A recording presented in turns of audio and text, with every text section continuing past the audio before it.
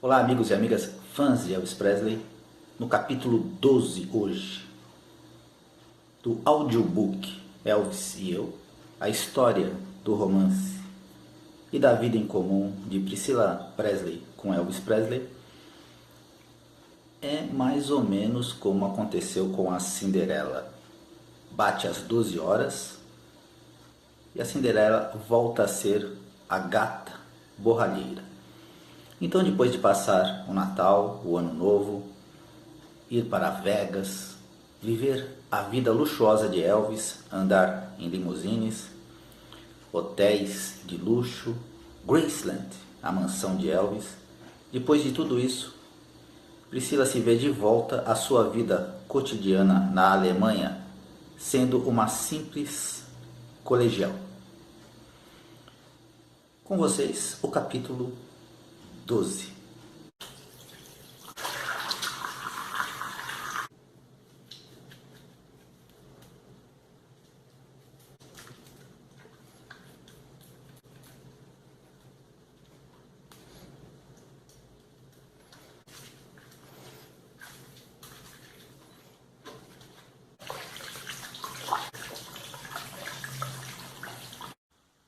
Elvis e Eu, capítulo 12.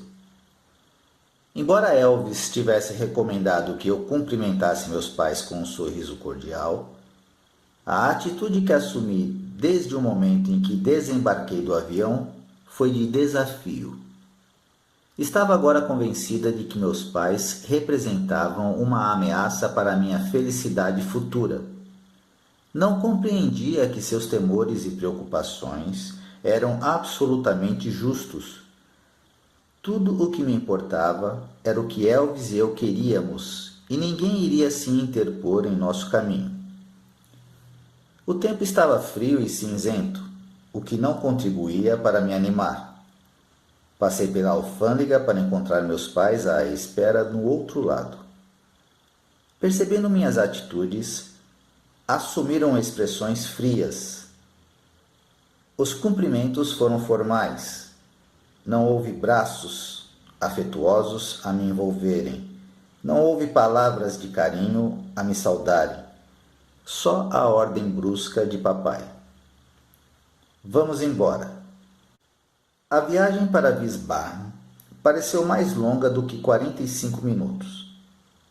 Eu estava sentada no banco traseiro, num silêncio gelado. Ninguém mencionou meu pedido para continuar em Graceland. Em tudo e por tudo, você se divertiu? Perguntou o papai. Claro, respondi, olhando pela janela para as árvores desfolhadas no rigor do inverno. Elvis gostou do seu presente? Perguntou mamãe, esperançosa. Claro, murmurei. Ele adorou. Estava tão frio em Memphis quanto ficar aqui? Indagou papai, mantendo a conversa amena, tentando me levar a falar. Não, está mais frio aqui. Falei asperamente, referindo-me tanto ao tempo como à minha atitude. Nossos olhos se encontraram pelo espelho retrovisor. Surpreendentemente, papai desviou os olhos, em vez de reagir ao meu comentário mordaz. Eu sabia que estava indo longe demais, mas não podia reprimir meus sentimentos e fingir que estava tudo bem. Sentia-me tão profundamente apaixonada que toda aquela conversa parecia inútil, como tudo o mais, à exceção de Elvis. Recordei como ele me abraçara antes de nos despedirmos, com tanta emoção e necessidade que nada podia me manter longe dele. Como poderia explicar esses sentimentos adultos a meus pais? Estava convencida de que eles nunca poderiam compreender. Haveriam de me julgar apenas tola ou com uma paixonite passageira. Assim que chegamos em casa, papai disse: Você tem aula amanhã. Portanto, procure descansar o máximo que puder esta noite. E mamãe acrescentou: Deve jantar e depois ir direto para a cama. Os dois pensavam mesmo que eu poderia retornar à rotina de uma vida comum? Rebelei-me contra a escola. Faltava às aulas, ia para o centro da cidade, tomava algumas cervejas com quem quer que quisesse me acompanhar. Minha atitude foi se tornando cada vez pior, assim como as notas na escola. Meus pais estavam confusos, como ficariam quaisquer pais afetuosos, acalentando a esperança de que o problema acabaria desaparecendo. Mas eu não facilitava a situação para eles.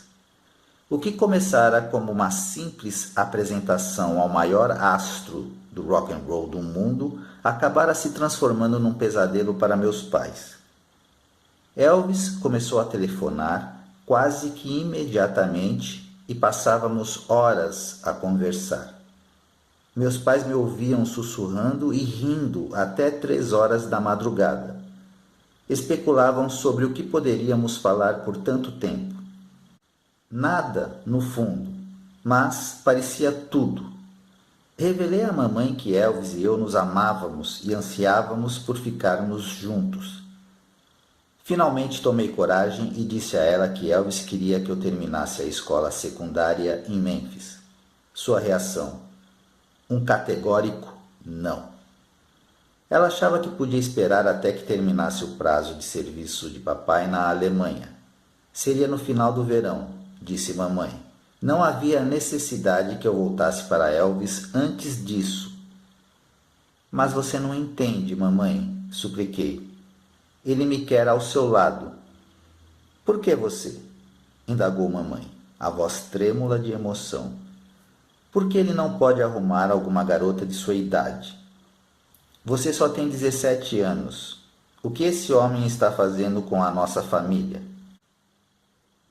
Ela colocou o rosto nas mãos e desatou a chorar. Senti pena de mamãe. Sempre fôramos íntimas, ela sempre me apoiara em tudo. Mas desta vez não podia compreender. Eu detestava vê-la angustiada, mas nada era mais importante do que Elvis, nem mesmo minha mãe. Ele não é como você imagina e precisa de mim, mamãe. Não se preocupe, que nada de terrível me acontecerá. Converse com papai, por favor. Bem devagar, ela levantou a cabeça e me fitou nos olhos.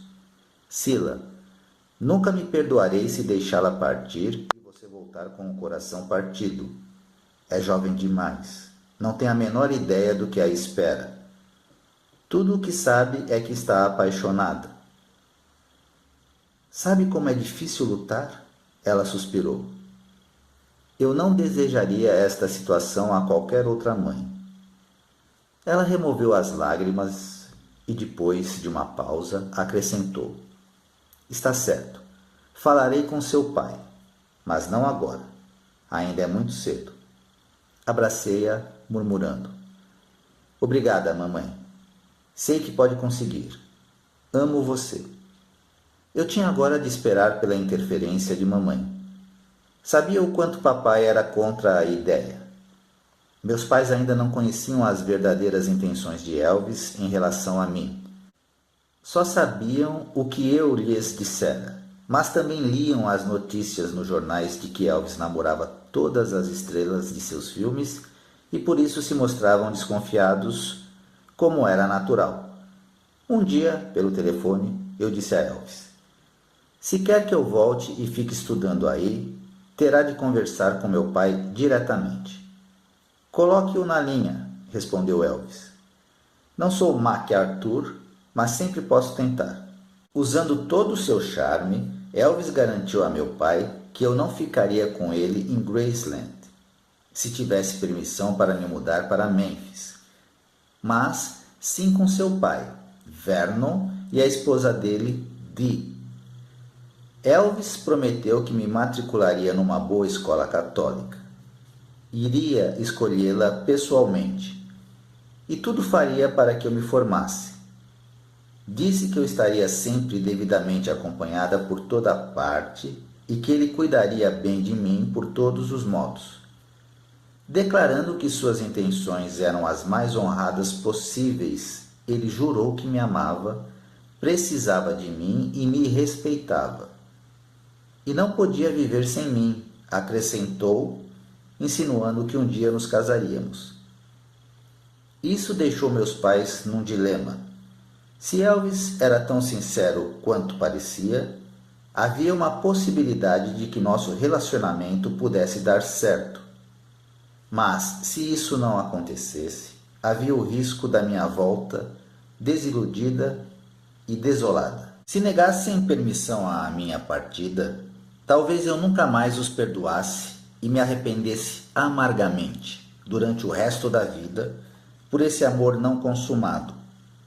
Sob esse ponto de vista, não havia praticamente qualquer outra coisa que eles pudessem fazer senão concordar com a minha viagem, e foi o que acabou acontecendo. Na verdade, eu estava tão aturdida quanto meus pais sobre os motivos pelos quais Elvis queria que eu fosse viver em Memphis. Acho que ele se sentia atraído pelo fato de eu ter tido uma infância normal e estável e ser muito responsável, ajudando meus pais a criarem meus irmãos menores. Eu estava mais amadurecida aos 17 anos do que aos 14, quando ele me conhecera. Não apenas porque passara pelo estágio de crescimento normal, mas também experimentar o sofrimento de viver longe dele durante 2 anos. Acima de tudo, Elvis sabia que podia contar comigo. Eu não estava interessada numa carreira em Hollywood ou em qualquer outra coisa que desviasse minha atenção dele. Também possuía os atributos físicos que Elvis apreciava, os elementos fundamentais que ele poderia usar para me converter em sua mulher ideal. Em suma, eu tinha tudo o que Elvis vinha procurando numa mulher: juventude e inocência, devoção total e nenhum problema pessoal. E era difícil de conquistar. Eu tencionava fazer qualquer coisa que fosse necessária para mantê-lo, porque se algum dia ele me mandasse de volta para casa, isso significaria não apenas que eu errara ao ir ao seu encontro, mas também que meus pais erraram ao conceder permissão. Decidi que nosso relacionamento daria certo, não importa o que acontecesse. Final do capítulo 12.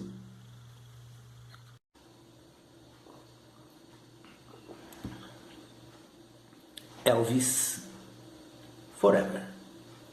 E eu volto com o capítulo 13.